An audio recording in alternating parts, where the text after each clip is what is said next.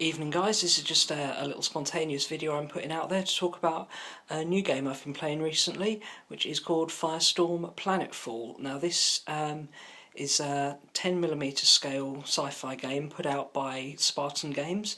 It's a continuation of, sort of leads on from their Firestorm Armada game, the idea being Armada represents space battles and this represents once those battles go to the land. So what you're seeing here is the starter box or core helix for the Terran Alliance.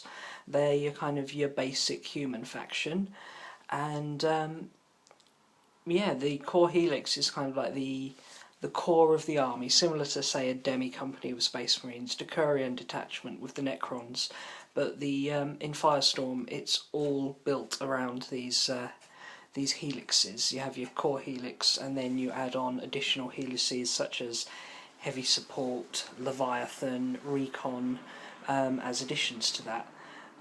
So these are 10mm scale models, so if we glance across here at Space Marine Predator for comparison, so here you've got your Space Marine Predator. This tank here would be about the same size as a Predator, so as you can see it's a much smaller scale which allows for much bigger armies. So the idea is massed combat with small units, and yeah, it's a good fun game. You play it sort of back and forward, so I activate one unit, do their movement, do their shooting, and then your opponent activates a unit, they do their movement, their shooting, you ping back and forward till every unit's had an activation, and then it becomes the next turn.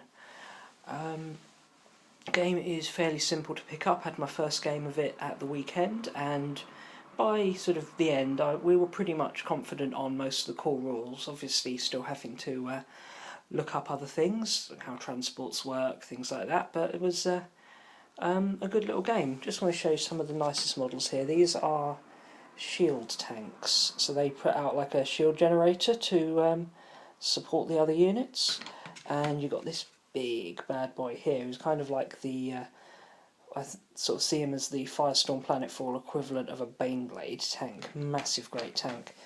But yeah, in the starter box you get one of him, three of the standard tanks, a couple of the shield tanks. You can build them as AA tanks as well, but my opponent wasn't using any flyers, so it made sense just to go for the shields. You get 6 bases of infantry, transport for the infantry, and 5 of these little like light tanks or recon buggy type things. And yeah, with that and a few dice in the rulebook, you can get playing straight away, and this will set you back around 40 quid. So it's a simple game to get into, but you can really expand on this. I mean, this comes to about 1,200 points in the game. Suggested sort of minimum size is sort of more like up to 3,000 points. So and the rulebook gives clear rules for well up to 6,000. So it's there's certainly room to grow, but we had a fun little game using this and my opponent's equivalent, which is another starter box. Now over here we have the starter box my opponent was using, and quick shout out to my mate Sam here. If you're seeing this, yes, your directorate forces are in my bedroom. You left them here the other day, so yeah, it might be a little bit of a surprise. You may have realised you left them here, I don't know. But I'll bring these guys down to you on Friday night and we can agree a hostage price. But yeah, so you've got a similar sort of structure here. You can't see these as well because he's not painted them. Now these guys, the directorate, are kind of a big corporate conglomerate that's gone and sort of made its own army, and they are one of the bad guys in inverted commas.